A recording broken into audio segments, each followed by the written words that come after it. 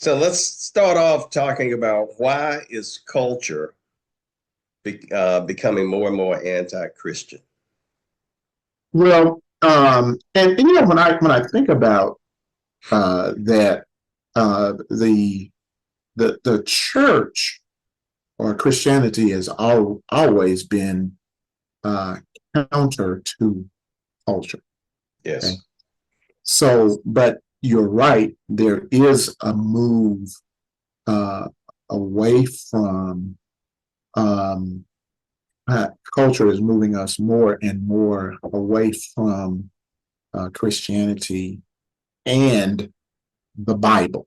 yes, And I think one of the reasons for that is a move away from the importance of the Bible and the things of God uh, in our lives.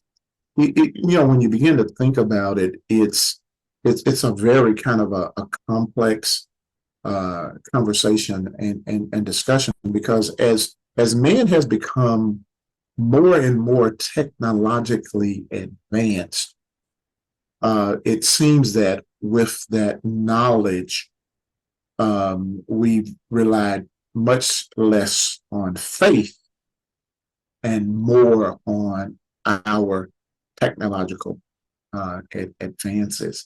And I think that has something uh, to do with that. And it's to me it's unfortunate because as culture changes, that drifts into the church. Now, it's not unheard of or unknown because if I can go back to the fourth century uh, AD, when Constantine was baptized into the church and nationalized Christian religion in the Roman Empire. Well, what that did, it brought a lot of, and I want to be careful how I say this, it brought a lot of paganizing influences and thought yes. into the church. And so as we became more inclusive, if you please, and everybody is welcome to come to Jesus. There's no one that we exclude. Okay. But as that thinking comes into the church without true, what I would say, true conversion and reliance on the principles of God. And so what's happening then is this culture is moving farther and farther and farther away from the Bible, but these individuals are part of our um, uh, congregations. And so it's a constant struggle for us is we want to be inviting and welcoming. Jesus welcomed everybody, and we always talk about, for example, the John chapter 8 conversation that Jesus had with a woman caught in adultery. He said, you know, as everybody, all of her accusers, Lord, Jesus said, well, where are your accusers? And she says, I don't have any. And his response was, neither do I condemn thee. But the thing that we forget about is Jesus said, go thy way and sin no more. Yes. The other problem, and forgive me for, I'm probably going to go along on this one, is um, our culture has redefined who Jesus is. Mm. And the church has actually lost control of who Jesus is. And so what happens is uh, people don't really realize that the work of Jesus did not finish when he was crucified and ascended back into heaven. That was 3.5 years. His work continued when he ascended into heaven and took a seat on the right hand of God, and the work of the church was was continuing on. And so when the world, I'll say it that way, when the common person thinks about Jesus, they think about the Jesus that was in Capernaum, Nazareth, Jerusalem, healing, and all of those things. Okay, and they don't really grasp or understand that his work. There was two tiers. Yeah, he did his work on earth, but now today he's doing his work from heaven, and the church is carrying that work out. And technology, I believe, to some degree, has pulled us away from a heavy reliance on the Bible to explain things. Because when we can explain things with science, then we Yes. don't need the Bible to do it. And when we can go out and do things scientifically that, to our understanding, was only in the past done by God, well, it pulls us away. And so what we've got to do in the church and in Christianity is bring people back to that reliance on God. I mean, there used to be a time many years ago that the calendar was dictated by the Catholic Church. You know, Advent. A lot of these things I don't even know what they are, but I mean, I knew that people Easter, and you thought of things in terms of religious terms, if you please, Yes. or Christianity. But today that's not the case. We looked to the Bible for answers, where today we look to technology for answers, and so that those things pull us away from God, and it's our culture today, whereas was much more. It was a time that was much more biblically focused. Is no longer that way. Sorry for that long long No, that was discourse. perfect. No, that was perfect. And I 100% agree with you. And, all of culture isn't bad. And I think Oh, we yeah. have to, as Christians, also be careful not to throw the baby out with the bathwater. Right. So all of culture is not bad, but there are some very corrosive elements to culture, and they're becoming more corrosive still. And those are what we have to protect against. So how are leaders like you and me to think about how do we keep a strainer, if you will, on the door so that good culture comes in and bad culture is strained out? And I know that's a tough question. Yeah, yeah, it is, and I, again, I don't pretend to think that I have the answer to that, so I'll just answer it the best way that I can. I think for me personally, I look at the Bible as that universal place where I find right and wrong. That's where my value system is, and so I try to use that to help strain. Now, or separate. But I think the Bible, and one of the concepts that I was talking about Jesus and his ministry earlier. One of the concepts that the world picks up on is the love aspect. For God so loved the world that he gave his only begotten Son, and whatever we do, I think we have to have love involved in it, to let people know that, hey, I may not necessarily agree with the way you do things or the way you live your life, your lifestyle, but that doesn't mean that I don't love you and care about you and will do what I can to help you. And I think it's going to be using a universal standard, a universal value system, which I believe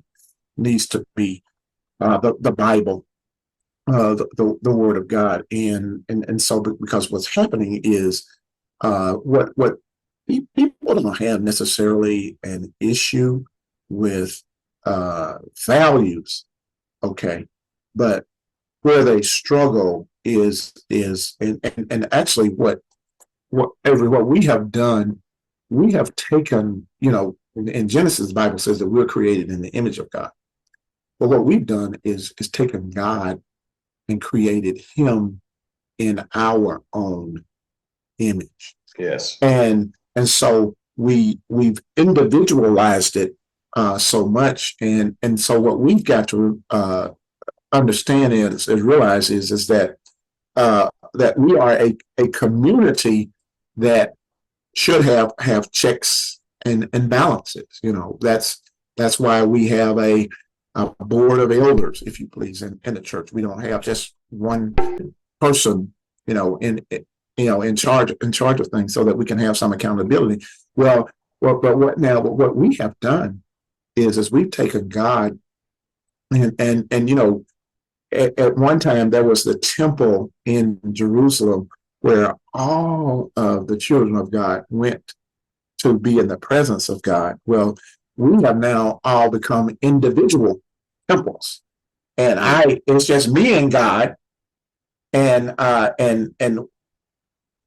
what I'm doing is maybe wrong, but hey, in my mind, God is okay with it, and so that's the other thing that we have to deal with. But I want people to know that hey, I love you, and let's bring the community back into it, and let's hold each other accountable for the things that God has asked us to do in His Word.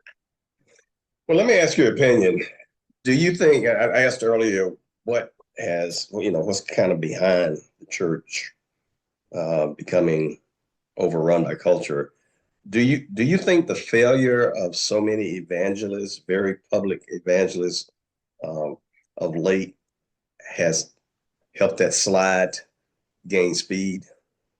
Yes, absolutely. Because what's actually happening is, and I was actually having a conversation with a young man. I've been talking to him about being added to the church by way of baptism, and he said that he had been, attending this. There's a service somewhere here in the Dallas Fort Worth area where it's a gathering, it's a community, but it's not in the traditional biblical sense of okay, we've got this strict code of do's and don'ts, but we just come together, and what we value is our love for each other.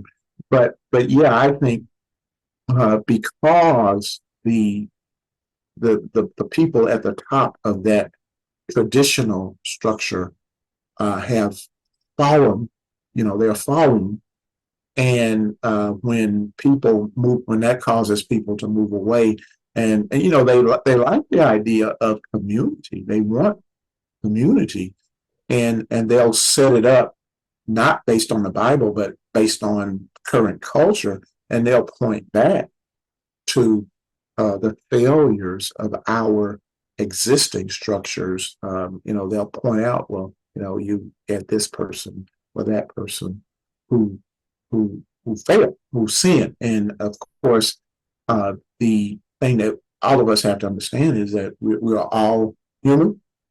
We're all tempted, and I'm not making excuses, but we all make mistakes, and even though some of the things that really happen are really almost at the point of I mean, and really you don't want to say that there's any sin that's you can't be forgiven, but it gets close to the edge. But yeah, I think that has had an impact on it, and it's really interesting that here lately, and I can't name all of these, but I saw a headline on the internet the other day that there's over 10 mega church pastors that have fallen here in the past few months here in the Dallas area.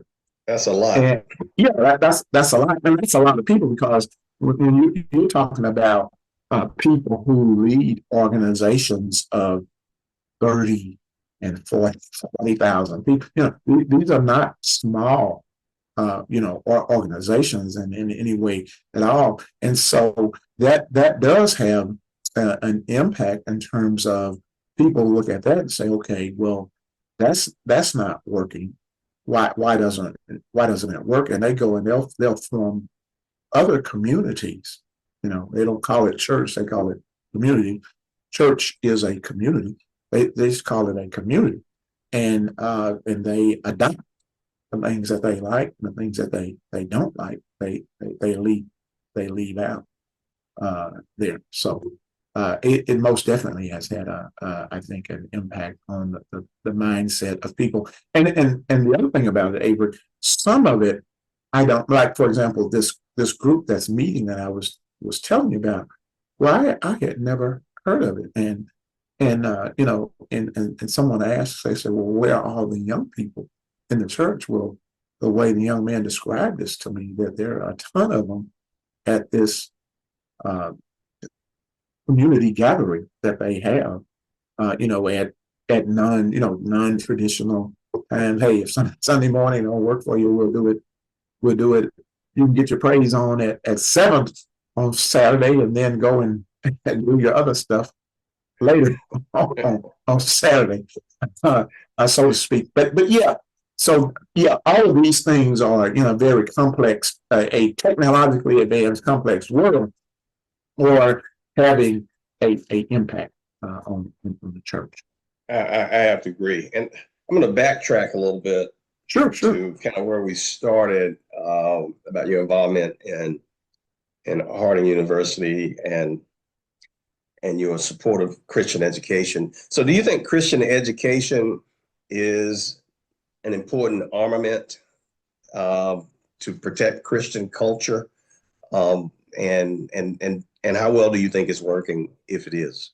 Okay. Well, I think it most definitely is important, because and the reason I think that is, as I have experienced Christian education, and as I understand it, it's going to address the whole person. Okay. At a Christian school, you're going to find structure. You're going to find values. You're going to find people who are interested in you learning the subject matter, but they also take interest in you outside of the classroom. And so it's developing a whole people, a total person. And oftentimes as young people, I know as a young person, when I was in college, I didn't understand this whole person, concept. I wanted to, things that I thought was going to help me to my business or help me in my everyday job on my business. I never felt that art appreciation, was of any value to me. Hey, I'm studying accounting. Why do I have to pay art appreciation? And some of these other extracurricular things that happen on college campuses, particularly Christian college campuses. But yeah, it's most definitely important, and it has the right structure there. Now, the issue that I see, and this is what happens, and this is so to speak, the real deal for young people that grow up in my congregation, or in the congregation where I preach. It doesn't belong to me. But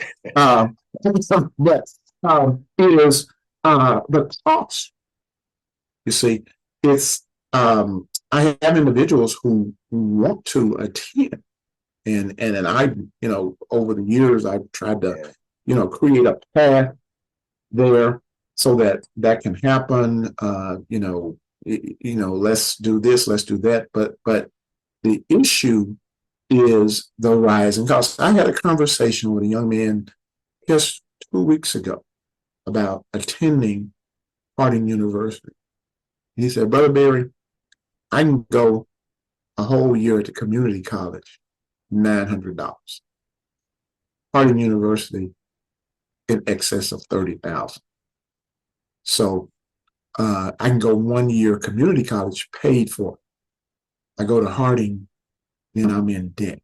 Now that that's just the reality of it. And Yeah. and me, the way I think about things, well, that's an opportunity for us. Let's look at that and figure out, well, why is it so expensive? And of course, it becomes a huge mountain to climb because there's a lot involved in that. And one of the issues I think it is when I visit, and this is not just Harding, but any Christian college campus, we invest a lot of money in buildings, and I understand it because if I donate so many $1 million to the school, I want my name on the building.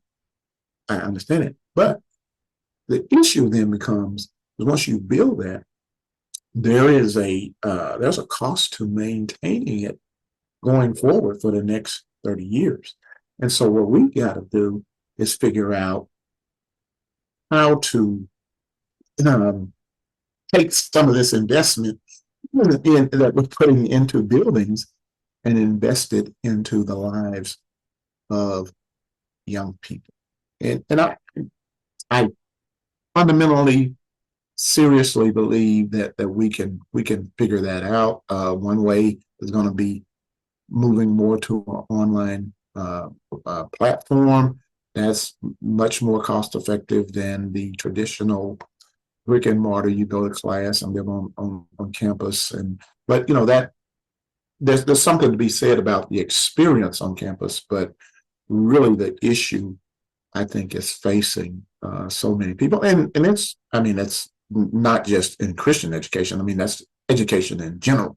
It's very, very, very expensive. So I think probably what we've got to do is go back to the drawing board and say, okay, well, where is the cost in all of this, and figure out how to address that. And it's not, on the Christian college campuses, it's not in the salaries that they're paying the professors.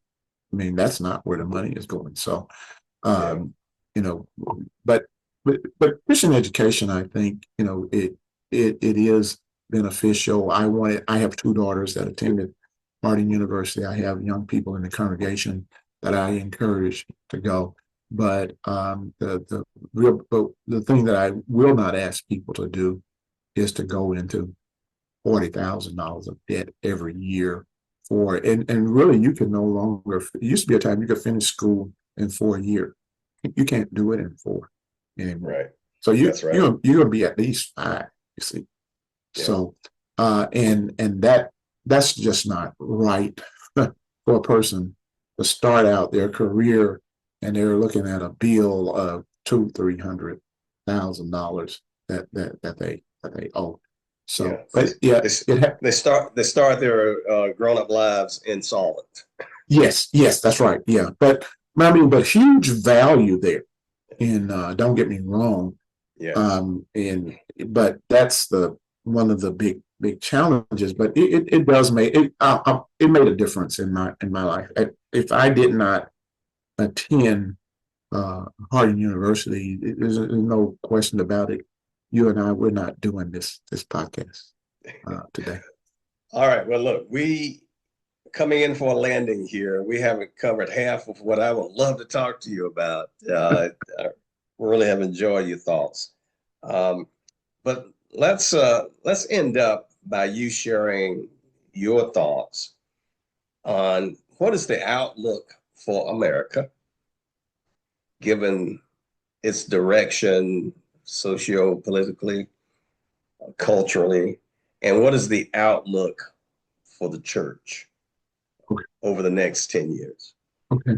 Well, certainly the outlook is going to be challenging in both um, areas.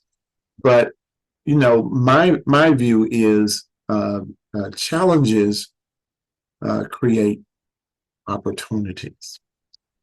When I'm challenged, it causes me to rely more on God to Yes.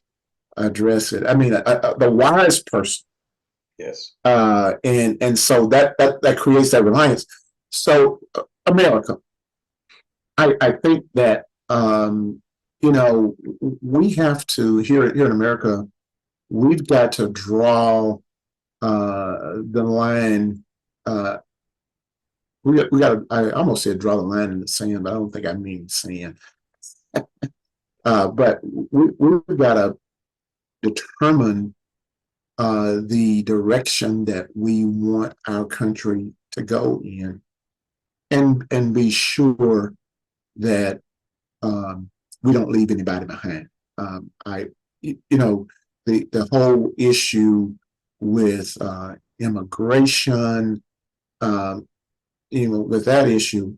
Well, when I look at it and I think about it, looking at the Bible, God's people were always immigrants. I mean, the children of Israel had to immigrate to Egypt during time of famine.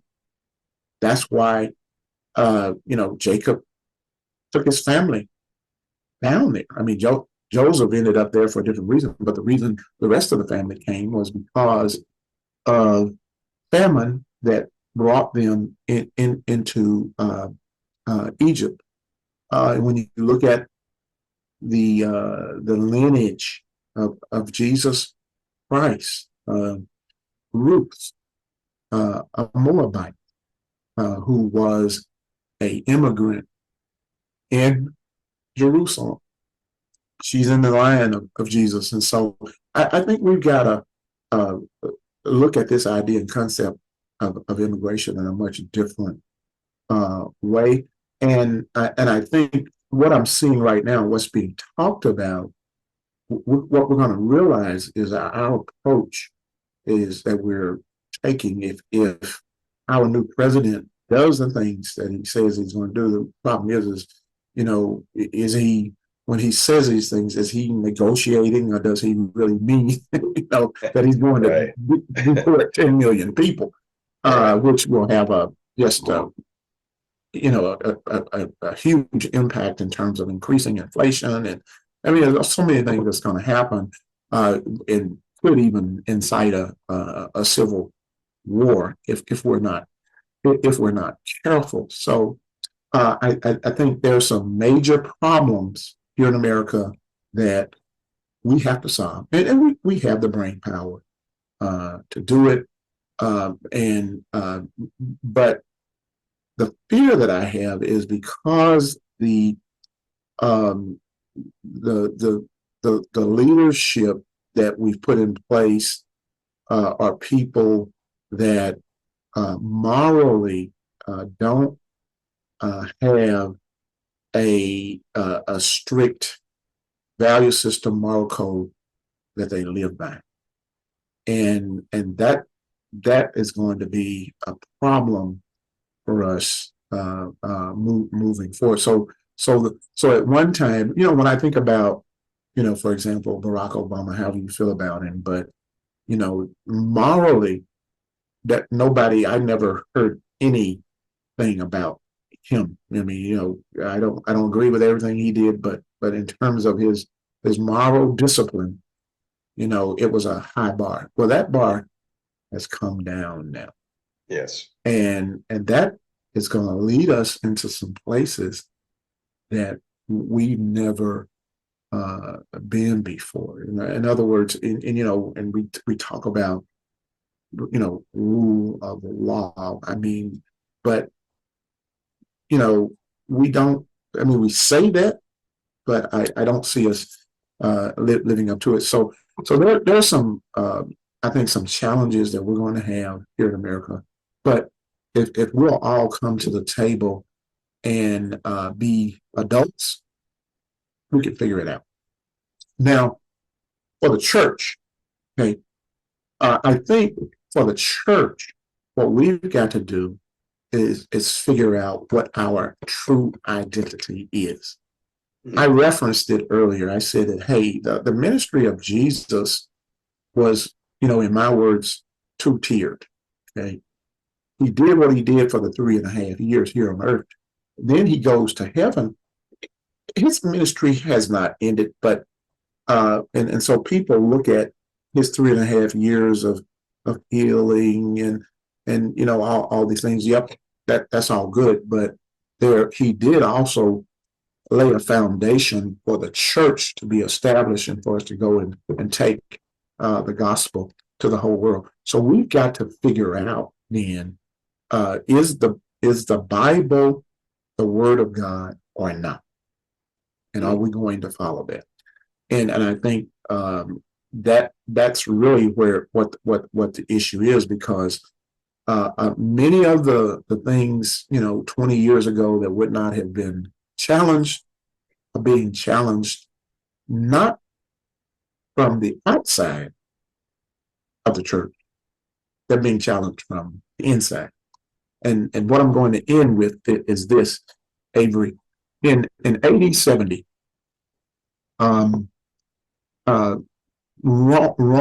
there were problems in Jerusalem. There was an uprising, and Caesar sent the general Titus to deal with the uprising in Jerusalem. And of course, Jerusalem was built in a strategic, it was built on a series of mountains strategically for a reason. And so based upon the way it was structured, it's not an easy place to bring down. Okay. That's the wisdom of God there. Okay. Yes. All right. Yes. But Rome was able to take Jerusalem. And when Titus was interviewed and asked, how did it happen? What he was heard saying, if it had not been for the internal division in the city of Jerusalem, it never would have been taken. Wow. And so in America, we're going to have to figure out how to come together. In the church, we're going to have to figure out who we are, are we Bible believers or not, and come together. But right now what's happening is there is an attack on the word of God, not from outside the church. It's inside. It's inside. You're right. Yeah. And so, and I don't know, that may be Titus I see out there gathering the troops of Rome. I don't know. Let's hope he's not there. But can I add something to what you said? You said, sure, as a country, we have to come together. As the church, we have to come together. I think that also goes to the home, because what has happened is men and women have been set against each other. Yeah. Oh man. There is a war between men and women that is palpable. Mm-hmm. And so it is internal division that's usually the key to destruction. Like you said, that's why Rome fell. Mm-hmm. That's why Jerusalem mm-hmm. fell. Mm-hmm. And I think that is why our homes are failing. I think the divorce rate is, don't remember the numbers, but almost close to 50%. Yeah, it's 50%. And then, I found, sorry for cutting you off, that second and third marriages are higher than marriage one. It's higher. It's 70% for the second and third. Oh, I hadn't heard that one. Yeah, I was surprised. I saw that somewhere the other day. I was surprised. I was shocked. Well, we have a full agenda as a country and as a church and as families. And I don't think you and I fixed it all, but maybe we threw some nuggets out there that can get people started. I can't thank you enough for wonderful insights you shared during this time. And it's been a joyous conversation for me. Yeah, and thank you, Avery. One of the things that I wanted to say, I appreciate you doing this podcast, because I think for the church, we have to go where people are. And it's hard for me to understand because, I'm not that technology savvy, but podcasts are where people are. So I really appreciate you having the vision of putting something like this together and really to help people. We're going to have to go where they are, and podcasts, I'm learning, is one place that we can do that. Well, I appreciate that, Sammie, and I really am glad that God's found a way to use me, but I can't take all the credit. I work with some very talented brothers here at Pearland West Church of Christ, and we have a vision for serving not just the local body, but putting food out there for the entire world if Yeah. we can.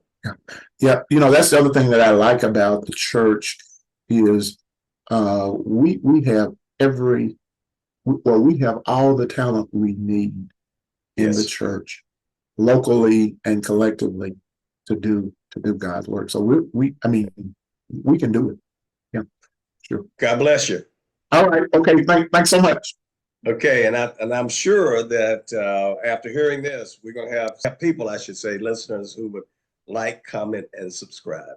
Have a good Okay. day. Outstanding. Thanks so much.